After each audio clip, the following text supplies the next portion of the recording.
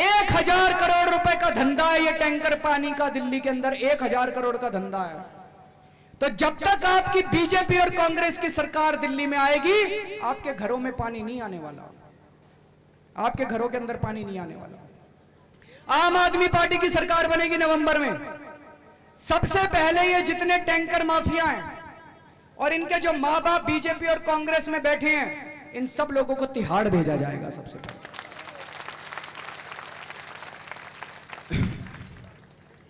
अगर दिल्ली में हमने पानी की चोरी रोक ली, मुझे पूरा विश्वास है दिल्ली में पानी की कमी नहीं है। घर घर के अंदर साफ पीने का पानी पहुंचा सकते हैं हम लोग, घर घर के अंदर पानी जा सकता है। संगम विहार के अंदर मैं बताता हूं, वहां पे पानी की पाइपलाइन बिछी हुई है पूरे संगम विहार में। सोनिया विहार से पाइपलाइन आ रही है, इन दोनों को कनेक्ट करना है बस। 24 घंटे में हो सकता है। 6 महीने हो गए अभी तक नहीं कर रहे। क्यों नहीं कर रहे? गर्मी के महीने में सबसे ज्यादा टैंकर मंगवाते हैं ये संगम विहार वाले। 24 घंटे में पूरा संगम विहार देवली अंबेडकर नगर में घर घर में पानी पहुंच सकता है 24 घंटे के अंदर। लेकिन वो नहीं करेंगे। क्यों नहीं करेंगे? उनका टैंकर का पानी का धंधा खत्म हो जाता है। 700 लीटर पानी हर रोज हर परिवार को मुफ्त दिया जाएगा। आम आदमी पार्टी की सरकार बनेगी, 700 लीटर पानी हर परिवार को मुफ्त दिया जाएगा। जो सरकार पानी और बिजली ना दे सके अपने लोगों को, उस सरकार को बने रहने का कोई मतलब नहीं है। 700 लीटर का मतलब हुआ 20,000 लीटर पानी हर महीने हर परिवार को मुफ्त दिया जाएगा। अभी चारों तरफ जो मैं बता रहा था लिखा हुआ विकास विकास विकास। शीला दीक्षित जी कह रहे हैं 15 साल में विकास किया। हमने पूछा जी क्या विकास किया? कहते हैं हमने 65 फ्लाईओवर बनवाए। दिल्ली में 1800 प्राइमरी सरकारी स्कूल है। दिल्ली में 1800 प्राइमरी सरकारी स्कूल है जिसमें 10 लाख बच्चे पढ़ते हैं। दिल्ली में 1200 सेकेंडरी सरकारी स्कूल हैं जिनमें 8 लाख बच्चे पढ़ते हैं। 18 लाख बच्चे पढ़ते हैं 3000 सरकारी स्कूलों के अंदर। इन स्कूलों के अंदर कोई शिक्षा नहीं होती, कोई पढ़ाई नहीं होती, कोई टीचर नहीं आता। पढ़ाई के नाम पे बिल्कुल डब्बा है ये सारे सरकारी स्कूल। 18 लाख बच्चों के भविष्य के साथ खेल रहे हैं ये लोग। 18 लाख बच्चों की जिंदगी बर्बाद कर रखी है। मैं आपसे पूछना चाहता हूं कि देश क्या होता है? क्या देश फ्लाईओवर होता है? क्या देश सड़कें होता है? या देश इंसान होते हैं? भारत क्या है? भारत मैं और आप हैं कि भारत फ्लाईओवर है?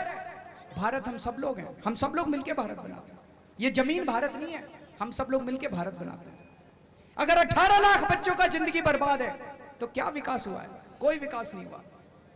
साथियों, हमारी सबसे पहली प्राथमिकता होगी आम आदमी पार्टी की कि जितने सरकारी स्कूल हैं, चाहे कितना पैसा खर्च करना पड़ जाए हम लोगों को, जितने सरकारी स्कूल हैं इन सारे सरकारी स्कूलों को प्राइवेट स्कूलों से भी बेहतर बनाया जाएगा ताकि गरीबों और अमीरों के बच्चे एक साथ पढ़ सकें वहां पर। कई लोग पूछते हैं पैसा कहां से आएगा? दिल्ली का 40,000 करोड़ रुपए का बजट है। इसमें कम से कम आधा चोरी कर लेते हैं ये लोग भ्रष्टाचार में। अगर हमने लोकपाल बिल बना दिया और इन सबको जेल भेज दिया तो ये 20,000 करोड़ रुपया यहां बच जाएगा। उसमें जितने मर्जी स्कूल बनवा लेना।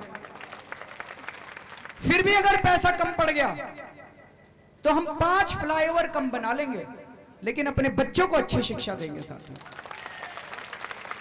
हम एक पूरी कौम तैयार करना चाहते हैं, शिक्षित बच्चों की पूरी कौम तैयार करना चाहते हैं। अगर हमारे बच्चे पढ़ लिख गए तो ये बड़े होकर 2000 फ्लाईओवर बना लेंगे, देश का कितना ही विकास कर लेना उसके बाद। और अगर हमारे बच्चे अनपढ़ रह गए तो ये फ्लाईओवर क्या काम आएंगे साथियों हमारे। दूसरी बात, स्वास्थ्य। जितने सरकारी अस्पताल हैं आज, सारे सरकारी अस्पतालों की हालत बहुत खराब है। आपके घर में कोई बीमार हो जाए, आप उसको सरकारी अस्पताल में ले जाओ, वो जिंदा वापस आएगा इसकी कोई गारंटी नहीं है। और अगर आप उसको प्राइवेट अस्पताल में ले जाओ तो छोटे से बुखार के 30,000 रुपए का बिल बना देते हैं प्राइवेट अस्पताल वाले। आम आदमी के बस की बात नहीं है प्राइवेट अस्पताल में इलाज कराना। तो दूसरी बात यह है कि सरकारी अस्पतालों का स्तर प्राइवेट अस्पतालों से भी बेहतर किया जाएगा ताकि वहां पे गरीब आदमी, अमीर आदमी सब जाके अपना इलाज करा सके। शिक्षा और स्वास्थ्य, ये दोनों हमारी सबसे बड़ी प्राथमिकता होंगी साथियों। जितना पैसा खर्च करना पड़े, हम चाहते हैं कि भारत के लोग हिष्ट पुष्ट हों, स्वस्थ हों, शिक्षित हों। अगर हमने अच्छे भारत के लोग पैदा कर दिए, अच्छे भारतीय पैदा कर दिए, तो साथियों जितना मर्जी विकास कर लेना उसके बाद। मैं अभी दिल्ली में जगह जगह घूम रहा हूं, तो जब मैं ये बात करता हूं तो कोई ना कोई खड़े होकर पूछ ही लेता है, जी आपसे पहले भी बहुत सारे लोग आए थे, लेकिन जैसे ही उनको सत्ता मिली वो भ्रष्ट हो गए। आपका क्या भरोसा, आपको सत्ता मिलेगी आप भी भ्रष्ट हो जाओगे? बात तो ठीक कह रहे हैं। इस देश के अंदर सबका विश्वास खत्म हो चुका है, विश्वास टूट चुका है। मैं इनकम टैक्स में नौकरी किया करता था, इनकम टैक्स में कमिश्नर था मैं। इनकम टैक्स में एक इंस्पेक्टर साल में 1 करोड़ रुपए की रिश्वत कमा लेता है आराम से। मैं तो कमिश्नर था, करोड़ों रुपए कमा सकता था, एक पैसा नहीं कमाया मैंने। और अगर पैसा कमाना होता, अगर मेरे को पैसा कमाना होता तो कमिश्नर की नौकरी छोड़ के ये दर दर की ठोकरें खाने की क्या जरूरत थी, झक मारने की मेरे को क्या जरूरत थी? अच्छी लाल बत्ती की गाड़ी थी, बंगला था, सब कुछ था मेरे पास। वो छोड़ के 3 साल हो गए अन्ना जी के साथ झक मारते मारते। रामलीला मैदान में झक मारी, जंतर मंतर पे झक मारी। अब दिल्ली की गलियों के अंदर 45 डिग्री सेंटीग्रेड के धूप के अंदर गली गली में घूम रहे हैं हम लोग। क्या जरूरत थी हमको झक मारने की? साथी पैसा कमाने के लिए नहीं आए, देश बचाने के लिए आए हैं, भ्रष्टाचार दूर करने के लिए आए हैं। अभी मार्च के महीने में दिल्ली में बढ़े हुए बिजली और पानी के बिलों के खिलाफ 15 दिन अनशन किया था मैंने, 15 दिन भूखे रहा था मैं। कोई भी सत्ता का लालची आदमी, पैसे का लालची आदमी 15-15 दिन तक भूखे नहीं रहता साथी। भ्रष्टाचार मुक्त भारत का सपना लेके आए हम लोग। जब मैं ये कहता हूं तो प्रश्न पूछते हैं, अरविंद जी आप तो ठीक हो, आप तो ईमानदार हो, लेकिन ये जो 70 आदमी आप खड़े करोगे इनकी क्या गारंटी है ये ईमानदार होंगे? साथियों एक एक कैंडिडेट का, एक एक उम्मीदवार की गहन जांच करवा रहे हैं हम लोग। उसकी अगली पिछली सारी जिंदगी टटोल के देख रहे हैं, उसकी इंक्वायरी करवा रहे हैं। और 3 चीजों की गारंटी देता हूं मैं कि जितने उम्मीदवारों को हम टिकट दे रहे हैं वो सभी उम्मीदवार ईमानदार हैं, चरित्रवान हैं और उनके खिलाफ कोई भी संगीन अपराध का मुकदमा नहीं चल रहा। आज दिल्ली विधानसभा के अंदर 16 कांग्रेस के ऐसे विधायक हैं जिनके ऊपर संगीन अपराध के मुकदमे चल रहे हैं, रेप के मुकदमे चल रहे हैं, हत्या के मुकदमे चल रहे हैं उनके ऊपर। 9 बीजेपी के ऐसे विधायक हैं जिनके ऊपर संगीन अपराध के मुकदमे चल रहे हैं। मैं आपसे पूछना चाहता हूं कि अगर ऐसे लोग विधानसभा में बैठे तो आपके घर की बहू बेटियां सुरक्षित हो सकती हैं क्या? कभी नहीं हो सकती। पुलिस वाले आपकी एफआईआर दर्ज करेंगे क्या? ऐसे लोग बैठे हैं तो कभी नहीं करेंगे सर। हमें ईमानदार लोगों को अंदर भेजना है। इसी बात की मैं गारंटी देता हूं कि जितने कैंडिडेट्स हम अंदर भेजेंगे वो ईमानदार होंगे। लेकिन फिर भी हो सकता है हमसे गलती हो जाए। तो मैं ये आप सब लोगों को आज यहां वादा करके जाता हूं कि अगर 1 नवंबर को भी दिल्ली का चुनाव हुआ और 31 अक्टूबर को आपने सबूत ला के दे दिया मेरे को कि जी देखो फलाने आपके उम्मीदवार के खिलाफ ये भ्रष्टाचार का आरोप है, हम उसकी टिकट कैंसिल कर देंगे, सीट खाली छोड़ देंगे, गलत आदमी को अंदर नहीं भेजेंगे, किसी भी गलत आदमी को हम सब विधानसभा में नहीं भेजेंगे साथी। फिर लोग मेरे से पूछते हैं जी अच्छा ये आज तो ईमानदार हैं 70, लेकिन कल जैसे इनको सत्ता मिलेगी ये भ्रष्ट नहीं होंगे, इसकी क्या गारंटी है? साथियों मैंने कहा कि अन्ना वाला जन लोकपाल बिल, जिस जन लोकपाल बिल के लिए अन्ना हजारे ने 13 दिन का अनशन करा था, वो लोकपाल बिल सरकार बनने के 15 दिन के अंदर हम लोग पास करेंगे। वो कानून हमारे खिलाफ होगा, अपने हाथ काट के आपको दे देंगे। अगर मैं भी भ्रष्टाचार करूंगा आप लोकपाल को जाके शिकायत कर देना, 6 महीने में मेरे को जेल हो जाएगी, मेरी संपत्ति जब्त कर ली जाएगी, मेरे को नौकरी से बर्खास्त कर दिया जाएगा।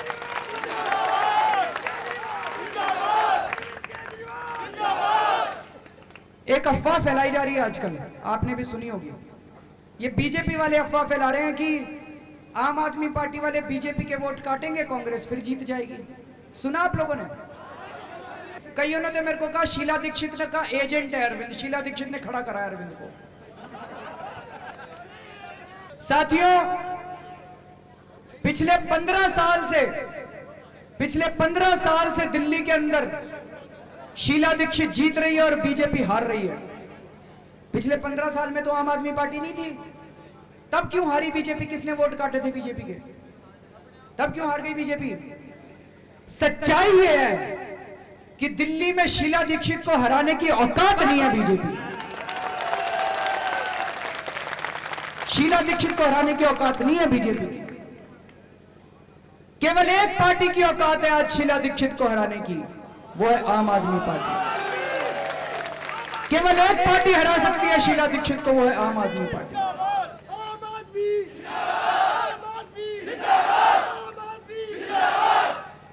और बीजेपी को हराने के लिए हमारी थोड़ी जरूरत है, उसमें 6 मुख्यमंत्री के दावेदार हैं बीजेपी में, और 4 के मेरे पास फोन आए थे, बोले जी अगर मेरे को मुख्यमंत्री नहीं बनाया तो अंदर रह के मैं बीजेपी को हराऊंगा, आप चिंता मत करो। बीजेपी वाले खुद ही हराने में लगे हुए हैं जी एक दूसरे को। उधर प्रधानमंत्री के लिए लड़ाई मची पड़ी है, यहाँ पे मुख्यमंत्री के लिए लड़ाई मची पड़ी है उनके बीच। बीजेपी को हराने के लिए हमारी जरूरत नहीं है, बीजेपी खुद ही डूब जाएगी। पिछले 3 चुनाव में बीजेपी ने जानबूझ के शीला दीक्षित के खिलाफ कमजोर आदमी खड़ा करा था ताकि शीला दीक्षित जीत जाए, और शीला दीक्षित जीत गई। इस बार आम आदमी पार्टी ने ऐलान करा कि हमारा सबसे मजबूत कैंडिडेट शीला दीक्षित के खिलाफ लड़ेगा, मैं चुनाव लड़ूंगा शीला दीक्षित के खिलाफ।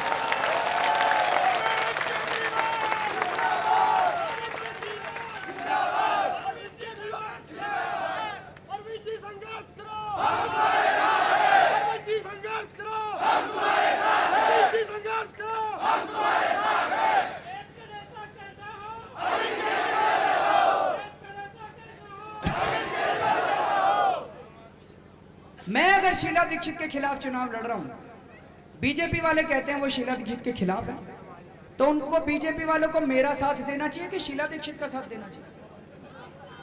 मेरा साथ देना चाहिए। अभी 4 दिन पहले मेरी विधानसभा में बीजेपी वालों ने मेरे खिलाफ होर्डिंग लगवाए हैं, खूब सारे, सारी रात होर्डिंग लगवाए हैं। अगर शीला दीक्षित के खिलाफ है बीजेपी वाले, तो मेरे खिलाफ होर्डिंग क्यों लगवा रहे हैं? इसका मतलब वो शीला दीक्षित को जिताना चाह रहे हैं और मेरे को हराना चाह रहे हैं। ये क्या साबित करता है कि बीजेपी कांग्रेस की एजेंट है और कांग्रेस बीजेपी की एजेंट है। दोनों मिले हुए हैं साथियों, दोनों में घनिष्ठ संबंध है साथियों, पति पत्नी का संबंध है दोनों के बीच में, बीजेपी और कांग्रेस में। हम बेवकूफ है सारे के सारे, सारी जनता बेवकूफ है। हम सोचते हैं इस बार बीजेपी को हरा दिया, इस बार कांग्रेस को हरा दिया। अरे कोई नहीं हारता, ये सारे एक ही परिवार है, पति पत्नी है दोनों। और हिमाचल प्रदेश के अंदर वहां तो बीजेपी के और कांग्रेस के मंत्रियों के, नेताओं के बेटों की जॉइंट कंपनी है। किसी की सरकार आ जाए ठेके इन्हीं को मिलते हैं। हम बेवकूफ बनते रहते हैं, हम सोचते हैं हमने बीजेपी को हरा दिया, कांग्रेस। इस बार इन दोनों पार्टियों को हराना है साथियों। और बीजेपी कौन सी दूध की धुली है? कई लोग कहते हैं जी एक छोटा चोर है एक बड़ा चोर है। बीजेपी छोटी, बीजेपी को मौका नहीं मिला, एक बार मौका देके देख लो, सबसे बड़ा डकैत बीजेपी ही मिलेगी आपको। 12 साल हो गए दिल्ली में बीजेपी को राज करते करते, एमसीडी के अंदर नगर निगम में 12 साल से बीजेपी है। बीजेपी नगर निगम में एक भी काम बता दो जो बिना पैसे के होता हो। नक्शा पास होता है बिना पैसे के, सड़कें बनती है बिना पैसे के, नाली सफाई होती है बिना पैसे के, 2 घंटे बारिश हो जाए सारी दिल्ली भर जाती है। ये बीजेपी का कमाल है। तो कांग्रेस एक, दोनों ही डाकू है जी, कोई एक डाकू चोर नहीं है, दोनों ही डाकू है साथियों। ये धर्म युद्ध है, नवंबर के महीने में एक धर्म युद्ध है। एक धर्म युद्ध 3500 साल पहले लड़ा गया था। कौरवों और पांडवों के बीच में एक युद्ध हुआ था धर्म, कुरुक्षेत्र के अंदर। दूसरी महाभारत इस बार नवंबर के अंदर लड़ी जाएगी। वो महाभारत कुरुक्षेत्र में लड़ी गई थी, ये महाभारत दिल्ली के अंदर लड़ी जाएगी साथियों। वो महाभारत कौरवों और पांडवों के बीच में लड़ी गई थी, ये महाभारत दिल्ली की जनता और इन कांग्रेस और बीजेपी के वालों के बीच में लड़ी जाएगी। पांडवों ने दुर्योधन से कहा था हमें 5 गांव दे दो, 5 गांव दे दो बस। दुर्योधन बोला एक सुई की नोक के बराबर जमीन भी नहीं दूंगा। तो पांडवों ने दुर्योधन को सत्ता से उखाड़ के फेंक दिया। 2 साल से इस देश की जनता कह रही थी लोकपाल बिल दे दो, लोकपाल बिल दे दो। इन्होंने कहा लोकपाल बिल नहीं देंगे। इस बार नवंबर के महीने में सरकार को जड़ से उखाड़ के फेंकेगी इस देश की जनता। और आपको तय करना है कि इस धर्म युद्ध में आप किसके साथ हैं।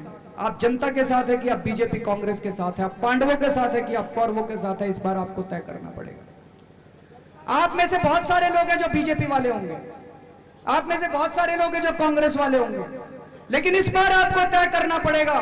एक तरफ देश खड़ा है, एक तरफ कांग्रेस खड़ी है, एक तरफ देश खड़ा है, एक तरफ बीजेपी खड़ी है। आपको तय करना पड़ेगा कि आप देश के साथ हो कि कांग्रेस के साथ हो, आप देश के साथ हो कि बीजेपी के साथ हो।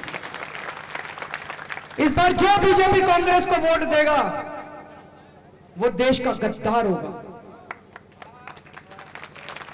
अगर आप ईमानदार व्यवस्था चाहते हो तो आप आम आदमी पार्टी को वोट दोगे, ईमानदारों की पार्टी को वोट दोगे। लेकिन अगर आप बेईमान व्यवस्था चाहते हो तो आप बीजेपी और कांग्रेस को जाके वोट दे देना। अब चुनाव आने वाले हैं, दोनों बीजेपी और कांग्रेस को हिंदू मुसलमान याद आने लग गए। दोनों ने हिंदू मुसलमान करना चालू कर दिया। बीजेपी वाले कह रहे हैं मंदिर वहीं बनाएंगे, मंदिर वहीं बनाएंगे। हमने जी कब बनाओगे, कहते डेट नहीं बताएंगे, मंदिर वहीं बनाएंगे, हर 5 साल में मंदिर वहीं बनाएंगे। दोनों पार्टियां नहीं चाहती कि इस बार भ्रष्टाचार की बात हो, इसलिए दोनों पार्टियों ने हिंदू मुसलमान करना चालू कर दिया। इस बार कोई आए ना बीजेपी वाला और कहे मंदिर वहीं बनाएंगे, कहना जी मंदिर तो हम बना लेंगे, ये बताओ गडकरी को जेल कब भिजवाओगे। ये कांग्रेस वाले आके हिंदू मुसलमान करे ना, कहना जी वो हमारे ऊपर छोड़ दो, ये बताओ बिजली के दाम कम कब करोगे। ये मुद्दे से भटकाना चाहते हैं हमको, भटक मत जाना। इस बार शाने, हम भी शाने हो रहे हैं अब धीरे धीरे, जनता भी शानी हो रही है अब धीरे धीरे। हम हिंदू मुसलमान ने भी नहीं भटकने वाले। इस बार हम एक एका रखेंगे, अपना एका नहीं टूटने देना, भाईचारे के साथ रहना है हिंदू मुसलमानों को।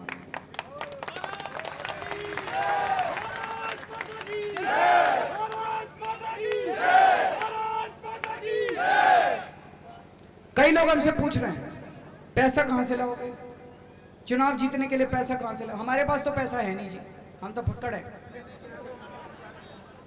पूरी दिल्ली के अंदर ये शीला दीक्षित और विजय गोयल के बड़े बड़े होर्डिंग लगे पड़े हैं, हमारा तो होर्डिंग पूरी दिल्ली में नहीं दिखाई देता कहीं। हमारे पास तो पैसा है नहीं। लेकिन एक बात है, जहां हम जा रहे हैं वहां जनता उमड़ उमड़ के पड़ रही है, जहां हम जा रहे हैं जनता उमड़ उमड़ के, जनता हमारे साथ है, जनता की प्यार और मोहब्बत हमारे साथ है। और इतिहास गवाह है कि जब जब जुनून और पैसे के बीच में जंग हुई है, जुनून जीता है, पैसा हारा है। हमारे पास जुनून है, उनके पास पैसा है। नवंबर के महीने में भी जुनून जीतेगा, पैसा हारेगा साथियों।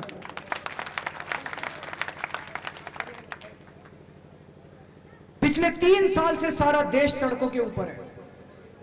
अन्ना हजारे जब महाराष्ट्र से आके रामलीला मैदान में बैठे तो लाखों करोड़ों लोग सड़कों के ऊपर उतर के आ गए। मैंने बहुत सोचा कि ऐसा कैसे हुआ। अन्ना हजारे को तो कोई जानता ही नहीं था। एक बूढ़ा आदमी, 75 साल का आदमी रामलीला मैदान में आके बैठा और सारा देश सड़कों के ऊपर उतर के आ गया। और पिछले 2 साल से देश सड़कों के ऊपर है। मैंने बहुत सोचा साथियों, जरूर कोई ना कोई प्राकृतिक शक्ति है जो इस आंदोलन का संचालन कर रही है। भगवान है, अल्लाह है जो इस पूरे आंदोलन का संचालन कर रहा है साथियों।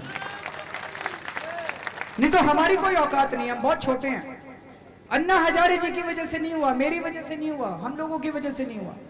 भगवान इस आंदोलन का संचालन कर रहा है, इसलिए मेरे को पूरा यकीन है कि अंत में जीत हम लोगों की होगी।